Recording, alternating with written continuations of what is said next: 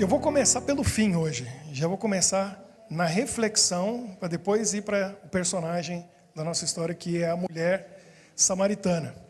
Tem uma imagem, eu queria que colocasse aquela imagem ali, aqui na tela, e o pessoal online vai estar lá assistindo, vão ver ali no telefone, no computador, vão ver essa imagem.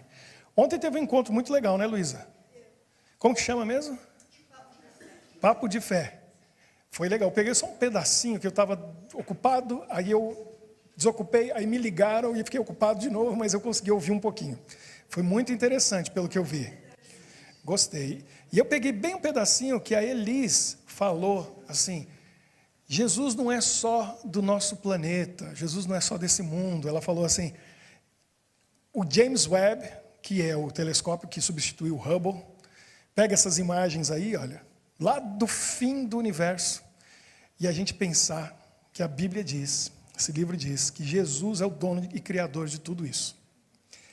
Aí ela falou uma coisa que é profundo, né? Que a gente às vezes não tem fé, porque não entendeu o tamanho ainda do Deus, a dimensão desse Deus que pode tudo. Eu quase que diariamente olho para essa foto e outras assim. Porque quando eu olho isso aí eu imagino, né, o tamanho e o poder desse Deus. Ele pode fazer qualquer coisa, meus problemas são nada para ele, nada. Se ele consegue criar essas coisas. Então, eu queria começar do fim hoje, para a gente refletir, pensar, para depois ir lá na mulher samaritana. Porque, olha só, o que é mais interessante para mim nessa foto, o que era interessante para mim nessa foto, né, essa semana eu descobri uma outra coisa. Uma semana ou duas atrás, eu descobri algo muito interessante, muito interessante. Aqui a gente está vendo no fim do universo, conhecido pelo homem. É onde o James Webb consegue chegar. Essa foto, ele consegue tirar lá do cantinho do universo. Quer dizer, a gente não sabe o que tem para trás disso aí, mas dá para imaginar. Então, isso aqui é muito distante. A gente já está a quase os 300 bilhões de anos-luz. Não dá para entender, né? O que é 300 bilhões de anos-luz? É a luz viajando a 300 mil quilômetros por segundo, por 300 bilhões de anos, aí chega aqui na Terra. Então, não dá para entender.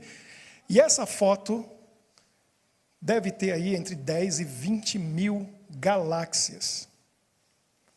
Outra coisa que não dá para entender. Porque cada galáxia dessa tem 200 a 300 bilhões de estrelas. Cada galáxia. E cada pontinho desse é uma galáxia. Isso aqui é só um pedacinho. Olha o quadradinho. Lá no fim do universo. Imagina o que tem ali para a direita, para a esquerda, para cima, para baixo, lá mais para trás. Esse é o tamanho do nosso Deus. Agora, o que eu descobri semana passada, que aí me deixou assim impressionado. Deus queria que a gente descobrisse isso. Deus queria que a gente visse isso, para entender o tamanho dele. Porque para poder ter ideia do tamanho do universo e a grandiosidade de Deus, e poder entender quantas galáxias tem por aí, a gente precisava de uma coisa que é muito recente na história da humanidade. Muito simples. O que precisa para poder tirar essa foto? Telescópio. Então, antes do telescópio, esquece. Se bem que tem eu descobri também recente, que tem uma galáxia que dá para se ver a olho nu. Só que não sabiam que era uma galáxia, achavam que era uma fumacinha no céu. E aí foi se descobrir que era uma galáxia depois que inventou o telescópio. Né? Chama Andrômeda. Tem uma estrela chamada Andrômeda, mas tem uma galáxia que é a mais próxima da nossa galáxia. Você olha numa noite muito escura, e aí está o detalhe que eu vou chegar. Numa noite muito escura, aí você vê aquela fumacinha e você sabe que aquilo é uma galáxia. Não é só uma nuvenzinha à noite no céu. Imagine que coisa incrível. E olha quantas tem lá distante. Agora, por que Deus queria que a gente visse isso? Porque eu já falei tantas vezes, a gente olha na Bíblia, nada é por acaso. Para Deus não tem acaso. Tudo é proposital, intencional. Olha só que interessante. Para a gente poder ver essa imagem do fim do universo, com milhares de galáxias, precisa de um telescópio. Mas tem outra coisa. A gente tinha que estar no lugar que nós estamos no universo e no momento em que nós estamos. O quando e o onde é que possibilita isso. Vou explicar. Olha que interessante. O onde A gente está dentro de uma galáxia chamada o quê? Via Láctea. É grande, mas não é das maiores. A gente não está no centro dela. A gente não está nem perto do centro. A gente está na periferia. A gente está num canto. Se a gente não tivesse no canto da galáxia, a gente nunca ia poder ver essa imagem. Por quê? Porque em outro lugar da galáxia tem muita luz. Tem muito mais estrelas. E aí, à noite, o céu seria muito mais iluminado. Como o céu seria muito mais iluminado, a gente ia ver mais estrelas próximas, perto da gente, mas ia ser impossível ver essa luz que está lá longe, distante. Já percebeu quando você olha para o céu à noite? Se tiver uma luz, por exemplo, essa luz aqui, ó, se ela está aqui e o céu totalmente escuro, você consegue ver alguma estrela se essa luz está aqui? Não consegue. Tem que estar o quê? Escuro. Quanto mais escuro, melhor a gente vê o céu. Esse é um detalhe importantíssimo. A gente, planeta Terra, no sistema solar, na posição que a gente se encontra dentro da galáxia, é perfeito para ver isso. Porque senão a gente não ia conseguir ver. Ia ter muita luz. E aí a gente não ia conseguir enxergar e podia ter o telescópio mais possante do mundo. Muito mais possante que o James Webb, e a gente não ia conseguir ver. Mas não é só isso. A gente, na galáxia, está no lugar certo. Só que a nossa galáxia também está no lugar certo para poder ver. Por quê? Porque tem outras. E perto da Via Láctea tem outras galáxias. A gente não está no meio delas. Se a gente estivesse no meio delas, o que ia acontecer? Ia ter muita luz, a gente também não ia ver.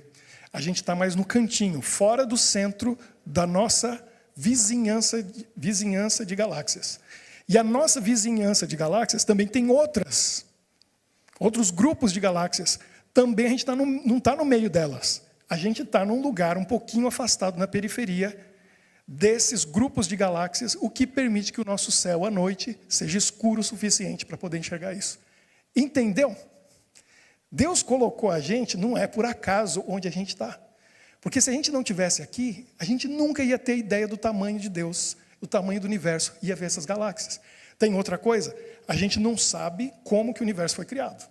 Você está naquele caderninho que eu falei que a minha esposa tem, perguntas para fazer para Jesus quando estiver lá. Certo? Porque não dá para saber. Ele que vai explicar como que ele criou o universo. Mas o fato é que a gente sabe qual é a velocidade que a luz leva para chegar onde a gente está. A gente sabe a velocidade da luz do Sol para chegar na Terra. Demora 8 minutos e 20 segundos para a luz do Sol sair de lá. Olha a distância que está. 300 mil quilômetros por segundo. O Sol está longe. Por isso que a gente vê uma bolinha no céu e ele é quase 1 milhão de vezes maior que a Terra. Demora isso para chegar aqui. Mas não é muito. 500 segundos. Não é muito. Pensa que isso aqui está levando bilhões de anos para essa luz chegar onde a gente está. Então, na realidade, o que a gente está vendo nessa foto está acontecendo agora?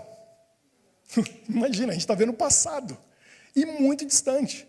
Ou seja, essa luz, essa foto, ela já aconteceu, isso aí, há quase 13 bilhões de anos no passado.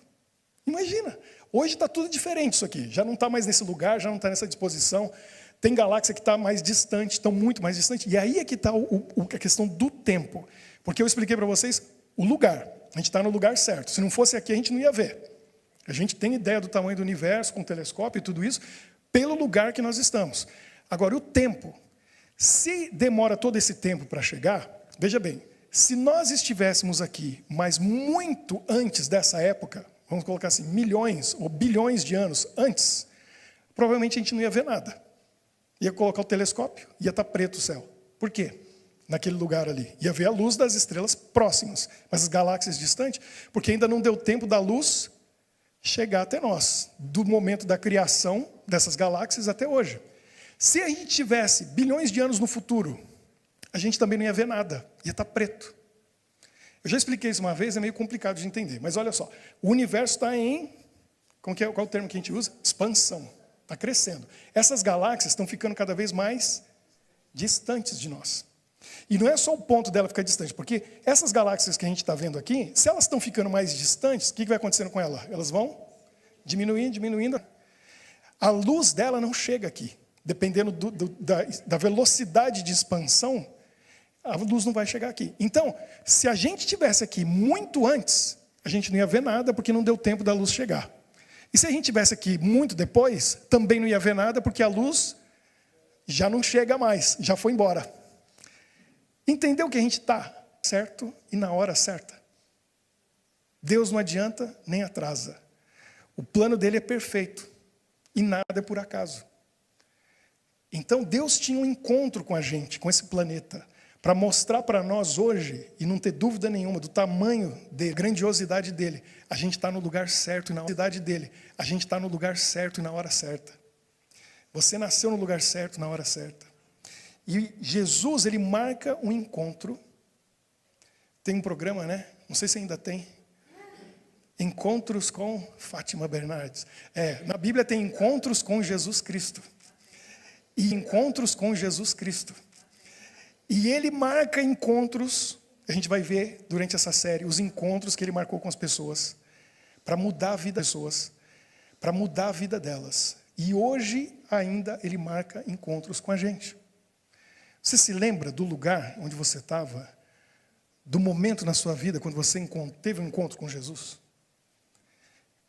Ele também marca um encontro, e do jeitinho que a gente viu naquela imagem, tem o lugar certo e tem a hora certa. E ele está lá. Todos os dias, eu falei que ia começar de trás para frente, né? É isso mesmo. Já estou indo para o apelo. Todos os dias, ele marca um encontro com a gente. Todo dia ele quer ter um encontro com a gente. E ele está lá, no lugar e na hora. E muitas vezes ele espera por nós, mas a gente não tem tempo para ele. A gente está muito ocupado, correndo para lá e para cá, cheio de coisa na nossa vida, e ele fica lá esperando. Você já ficou esperando por alguém que não apareceu? Já. Muitas vezes.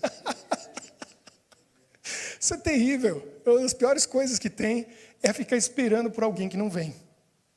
Eu faço meus cursos de línguas no Duolingo. Eu já falei para vocês, né? E tem agora umas historinhas novas, eu achei tão engraçado uma essa semana, que uma amiga está falando com a outra, ela liga do restaurante e fala assim: meu marido, hoje é o dia do nosso aniversário de casamento, e ele não veio no restaurante se encontrar comigo. E ele não vai vir. Ela falou: o quê? Quem? Aí ela falou: o Pedro, seu marido? Falou: ah, não, eu deixava ele. Que é isso? Que absurdo, como assim? Jantar comemorando o aniversário de casamento, e ele não foi. Quanto tempo ele está atrasado? Mais de 1 hora. Ah, ele não vai mesmo, então. Esquece. Ela falou: não, o que acontece é o seguinte, ano passado eu esqueci, ela falou, o nosso aniversário de casamento. Acho que ele está me dando troco agora. E ele não vem, e ele não vai vir. Mas eu já fiz uma coisa tão especial esse ano para compensar o que aconteceu ano passado. Tem um violinista, chegou na hora, está ali 1 hora esperando para tocar o violino para a gente. É um restaurante especial, a comida favorita dele, e ele não vem e tal. E as duas começaram a falar mal dele. Ah, mas ele é muito, que terrível esse homem, não sei o que, falando mal. De repente chegou a mensagem dele: ah, querida, eu estou tão feliz que amanhã a gente vai comemorar nosso aniversário de casamento. Aí ela se deu conta e falou: não, é amanhã, não é hoje. Ela era meio... Num ano ela esqueceu, no outro antes. Ela que tinha problema, não era ele que... É normal de mulher. Ela que... né? Não era ele que estava dando bolo no... Mas que coisa terrível você ficar esperando por alguém que não vem, que não aparece. Né? Eu lembro uma vez, uma namorada de um dos meus irmãos, a gente ia para a praia juntos, a gente estava em São Paulo, e combinou, um dos meus irmãos, que não era o namorado dela, meu outro irmão combinou de encontrar com ela no centro, em São Paulo, para pegar o metrô, para ir para Barra Funda, onde ia pegar o ônibus para ir para o litoral. E aí, meu irmão foi lá no local, combinado, e ela não apareceu. Ela não apareceu. Chegou na hora, passou do horário, aí ele pegou o metrô e foi lá para a rodoviária. Quando chega lá, ela estava lá. Aí ele falou para ela uma frase que eu nunca vou esquecer. Ele falou: o que você está fazendo aqui? A gente combinou lá no centro. Eu estou lá esperando por você. Ele estava ali, né? Mas eu estou lá esperando por você até agora. Né? Que coisa terrível, você está ali, cadê a pessoa que não aparece? Marca o encontro e não vem. E essa coisa de não aparecer, eu aprendi com a minha esposa, porque ela diz o seguinte, que ela é muito pontual. Eu não era. Aprendi a ser com ela. Às vezes eu não chego na hora, às vezes não é culpa minha, mas eu me esforço para chegar sempre antes. Porque meu sogro diz assim, que deve estar assistindo, porque pelo menos lá no comentário, ele foi o primeiro que colocou um comentário lá. Meu sogro já mandou uma mensagenzinha lá. Ele diz assim, que eu já roubei a frase dele e coloquei no meu livro. Quem leu a sala, está lá. Ele diz assim: chegar na hora é estar atrasado. Porque não é para chegar na hora, tem que chegar antes. né? E a Michelle fala para mim o seguinte, aí no outro livro, no Eagle Trip, eu coloquei um capítulo inteiro falando sobre isso, que o tempo é como uma pérola, cada hora é uma pérola de valor. Se você não aparece e deixa a pessoa esperando, você está roubando um pouco do tempo dela. Tempo é vida. Aí a pessoa fica 1 hora esperando, você roubou 1 hora da vida dessa pessoa. Não pode atrasar. Não pode estar roubando vida da pessoa. Porque ela podia estar fazendo outra coisa e ela está lá, esperando por você. Não atrase. Marcou um encontro, apareça. Agora, a gente marca um encontro com Jesus e não aparece. Aí não dá. Porque Ele tem o horário e o lugar para encontrar com a gente. Foi o que aconteceu com a mulher samaritana. Não foi? Olha que interessante. Aqui no texto, a gente está em João no capítulo 4. Diz que Jesus estava em Jerusalém e aí ele descobriu que os fariseus, isso mesmo, está aqui, os fariseus descobriram que Jesus estava tendo mais discípulos e batizando mais, não que Jesus batizasse, João coloca ali, não era Jesus que batizava, eram os discípulos dele, mais que João Batista. Jesus, quando ficou sabendo disso, os fariseus estão sabendo disso, encrenca, vamos sair daqui, vamos voltar lá para o Mar da Galileia, porque vai dar problema, eles vão começar a me perseguir agora, porque eles descobriram que eu estou tendo mais problema que João Batista, estou maior que João Batista. Aí ele vai para o Mar da Galileia, só que pelo caminho tinha que passar por Samaria. Aí eles passam por uma cidade chamada Sicar. E lá em Sicar tinha um poço, que era o poço de Jacó. Jacó cavou aquele poço. Imagina, a gente está falando isso, Jesus passou ali 2000 anos atrás, praticamente. E aquele poço já estava ali há mais de 1000 anos. Né? Porque Jacó tinha cavado o poço e diz o texto que ele deu de presente para José. Então era o poço de Jacó e de José. Estava ali. Jesus vai lá no poço e aí o Cláudio Duarte fala uma coisa que eu parei para pensar. Falou assim, que história é essa de que precisa de 12 homens para comprar comida para 13? Porque Jesus ficou sozinho, descansando no poço e falou assim, ó, vocês 12 vão lá comprar comida para a gente. Aí tem que pensar, né? 12 foram comprar comida para 13. E eles foram, e Jesus ficou sozinho. Por quê? Porque igual a gente viu ali a nossa localização no universo, que está no lugar certo, na hora certa, Jesus estava no lugar certo, na hora certa. Porque ele não adianta nem atrasa. Ele tinha um encontro marcado com alguém que nem sabia que ele existia, que era a mulher samaritana. Diz o texto, está aqui, eu vou ler porque a gente vai. Imagina o calor, o sol aqui, ó. Lá em cima, naquele deserto, a sede que Jesus estava. O pior que a gente lê a história, deu água para ele. Ele continuou com sede, porque o papo ficou tão bom que a mulher esqueceu e ele esqueceu e ficaram falando de água, mas ninguém tomou água. Essa é uma coisa interessante para a gente ver aqui, porque aí a mulher chega. Essa é a hora boa para buscar água no poço, meio-dia? Não. Era o horário que ninguém ia. Por isso que ela estava indo naquele horário. Porque as mulheres iam ou de manhã ou no final do dia. Ninguém ia naquele horário. Ela, como queria evitar todo mundo, ela ia naquele horário. Não vai ter ninguém. Ninguém vai me incomodar. Ninguém vai olhar torto, esquisito para mim. Ninguém vai ficar pensando a respeito da minha vida, fofocando a meu respeito. E eu não vou ter que olhar aquelas pessoas, né, me evitando. Eu vou sozinha. E aí, para surpresa dela, ela chega lá, tem alguém. Só que não era um samaritano. Primeiro, se fosse um homem já era ruim, porque não era para conversar. Homem e mulher não conversa. Isso é uma coisa que a gente descobre indo para Israel, né, Jean? Você lembra a primeira vez que a gente foi junto? Né? Estamos no voo, indo para Israel. Tem que saber a cultura e tem que aplicar, né? Estamos indo num grupo, a gente tinha umas 20 pessoas, e tinha uma senhora que era membro dessa igreja aqui, ó, né? Que o pessoal que saiu daqui, do terceiro piso, ela é filipina. Na época ela já estava com 72, 73 anos de idade, me lembro. E ela foi na viagem com a gente, só que ela é uma senhora, você olha para ela, você sabe que ela tem 72, 73 na época, né? Hoje ela já está perto dos 80. Mas o jeito que ela se veste, que ela fala, que ela se comporta, você dá uns 17. É ou não é? Calça jeans daquelas assim, rasgada, sabe? O jeito, a roupa, ela é toda extrovertida, ela é muito legal mesmo. Parece uma outra vovó que eu conheço. Muito legal, muito divertida. E E aí estamos no voo, e aí eu não sei o que aconteceu, a gente estava lá no fundo, e o voo indo para Israel, de Bruxelas para Israel, estava cheio de turista e cheio de judeu. Só que até hoje os judeus têm certas regras desde a época de Cristo. Eles seguem aquilo ali. Por exemplo, homem dificilmente conversa com mulher. Até hoje é assim. Uma coisa que não pode fazer mesmo é tocar. Não pode tocar. A Nossa Senhora amiga tinha um senhor, na última fileira, judeu. A gente sabe que é judeu fácil, né? Está com um kippá na cabeça. E ele está lá com os braços cruzados, dormindo. Olho fechado e tal. Ela foi falar com ele. Se quer falar com ele, então falasse com ele. Não, ela chegou nele assim, ó. Ele acordou. Quando viu que era uma mulher, ele deu pulo. Ele tomou um susto, porque na cultura dele, isso não acontece, não pode, não existe. E ela, filipina, mora em Bruxelas aqui, mais de 30 anos, né? Ela está com outra cultura na cabeça. Ela não entendeu que não podia. E ele ficou em choque. Ele não conseguia nem conversar com ela, falar, porque ele ficou assim, paralisado. Mais ou menos a situação do encontro de Jesus com a mulher ali, samaritana. Por quê? Homem não ia conversar com a mulher. Sendo judeu e ela samaritana, menos ainda. Porque os judeus desprezavam os samaritanos assim como se fosse... Né? Eles tinham orações. Lembra como que era a oração, Jean, do fariseu? Que ele agradecia a Deus pelo quê? Que ele não era... Primeiro, que ele não era mulher. Olha só. Senhor, muito obrigado que eu nasci homem, eu não nasci mulher. Já começava assim.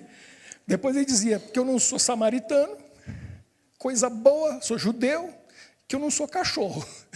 Porque ele punha tudo no mesmo nível, imagina. Que coisa terrível, né? O fariseu fazia essa oração. Então, um homem judeu desprezava a mulher, já desprezava a mulher. Mulher samaritana, pronto. Isso aí era pior do que, né, qualquer coisa que existia. E aí Jesus começa a conversar com ela fica em choque. Foi igual o homem lá. Foi a mesma coisa que Jesus desse um tapinha no ombro dela, igual a Nossa Senhora deu lá na viagem, né? E ela tomou um susto e falou assim, você falando comigo? O que você está falando comigo? Não estou entendendo. Você está perdido, não percebe. Eu sou samaritana. Aqui é Sicar. Esse é o poço de Jacó. Você não está entendendo, não?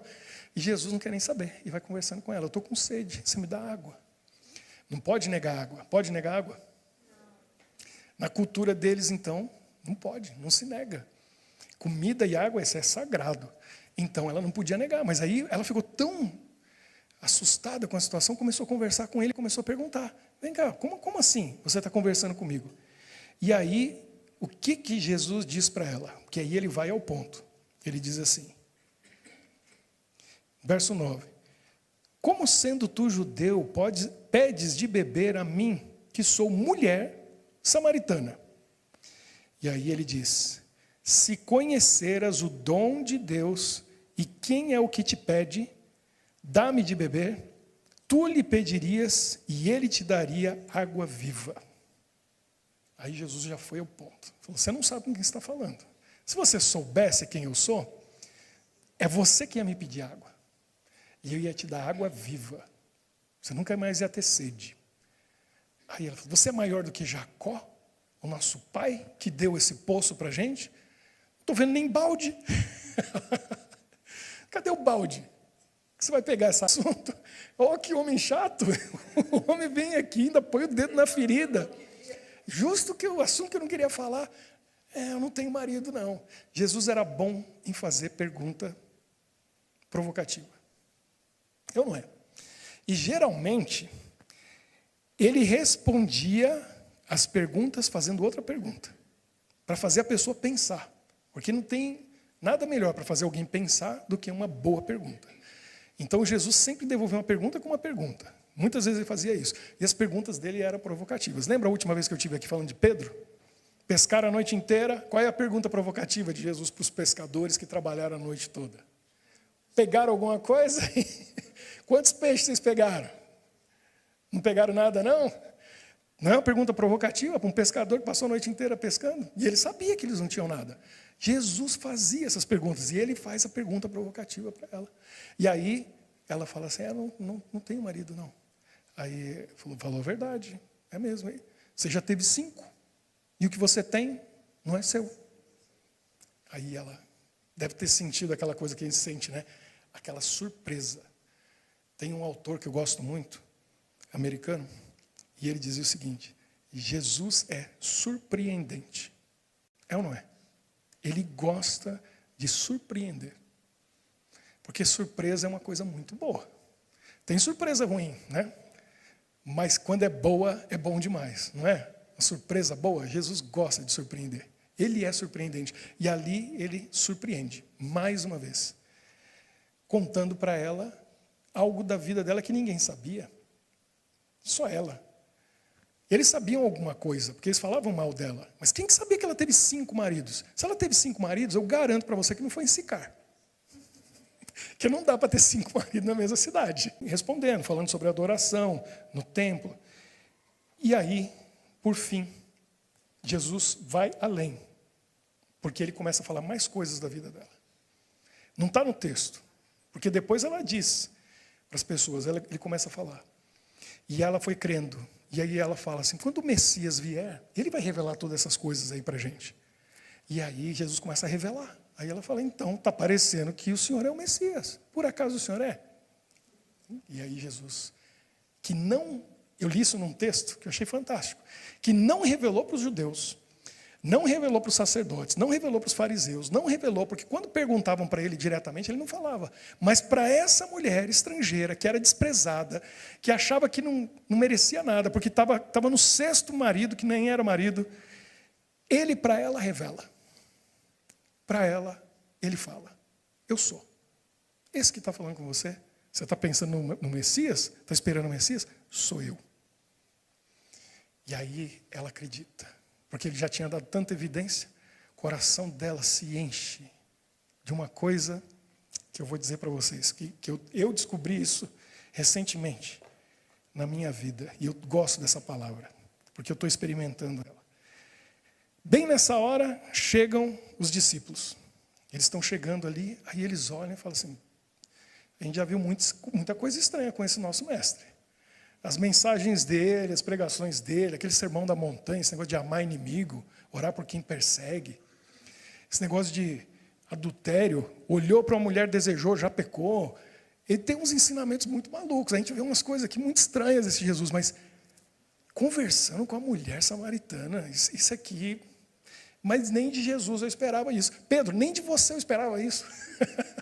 Se Jesus é muito diferente mesmo. E ele está lá conversando, eles ficam assim.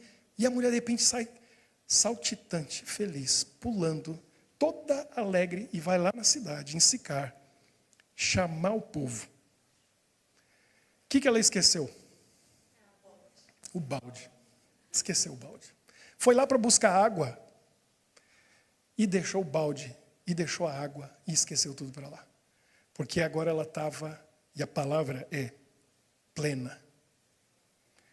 Olha só, eu olhei no dicionário. Plenitude.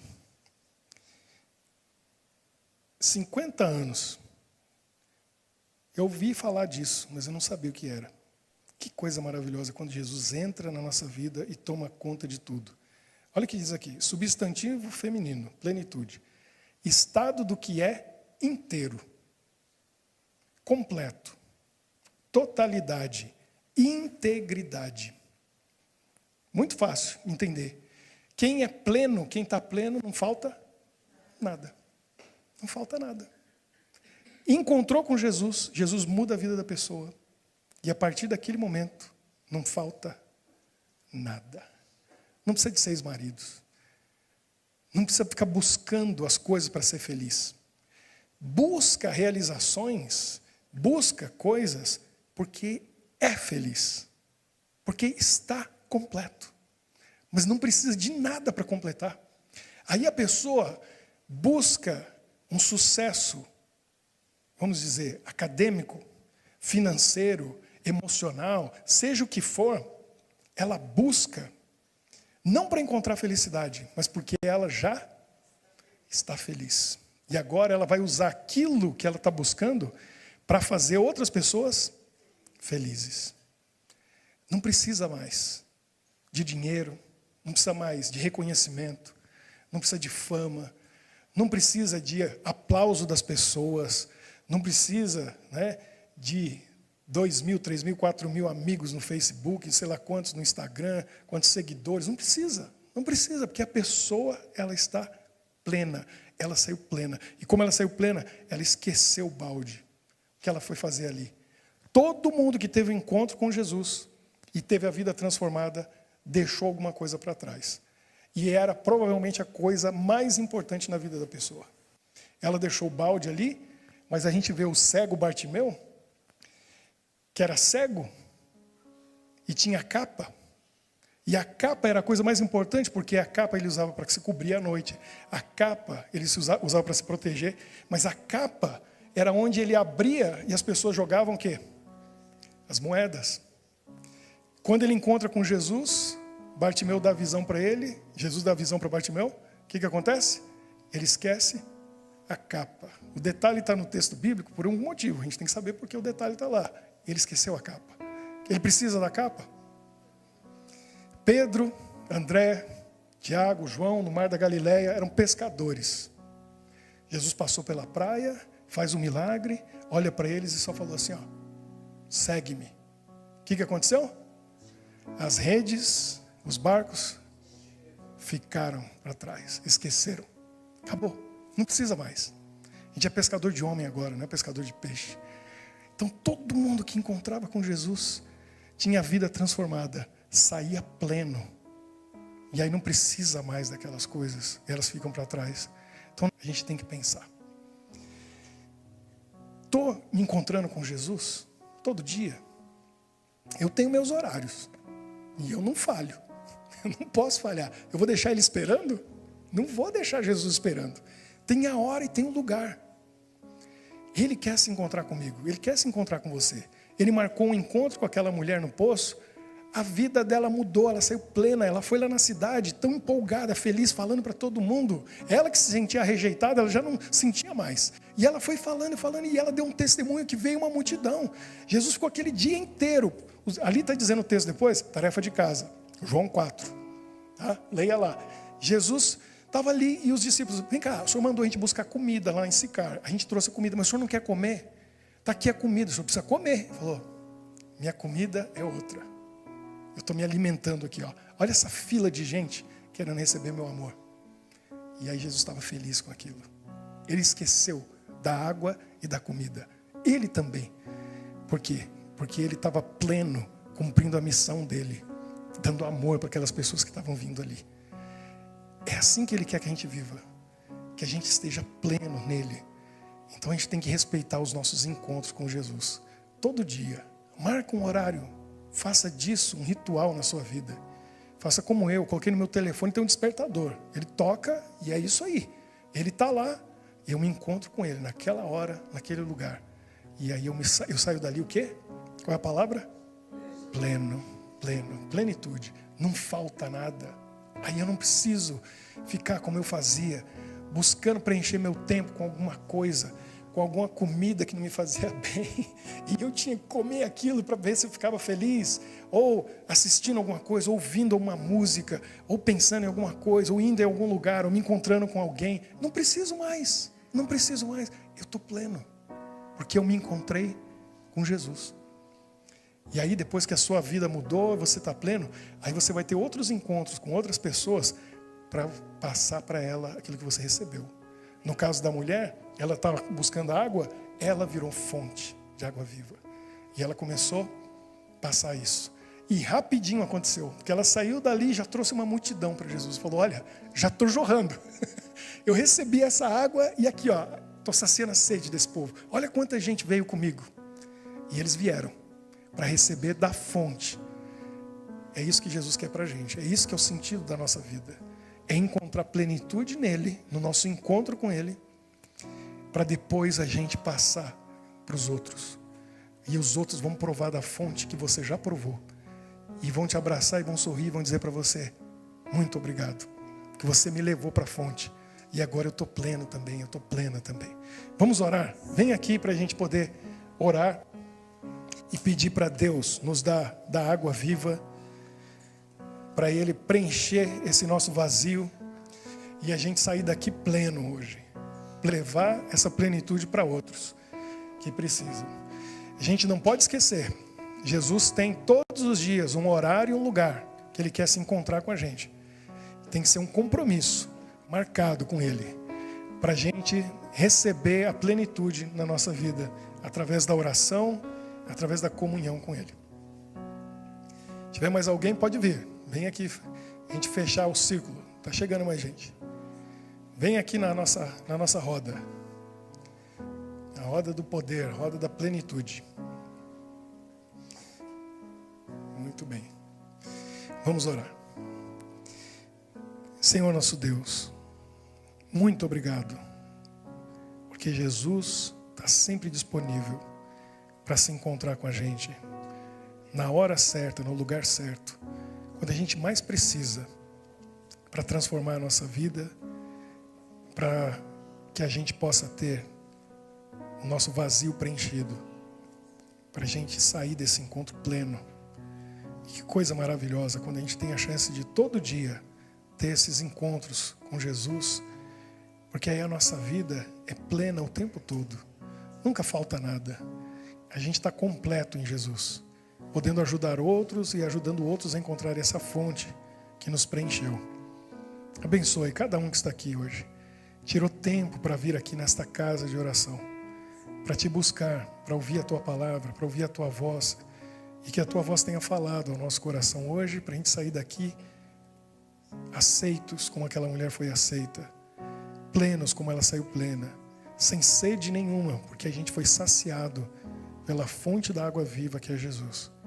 Abençoe aqueles que estão online também, onde quer que estejam, que a nossa vida seja uma vida de testemunho e que a gente possa jorrar essa fonte de água viva para quem convive com a gente, para quem estiver ao nosso redor. Nós pedimos essa bênção sobre cada um de nós aqui, em nome de Jesus. Amém. Deus abençoe a todos nós.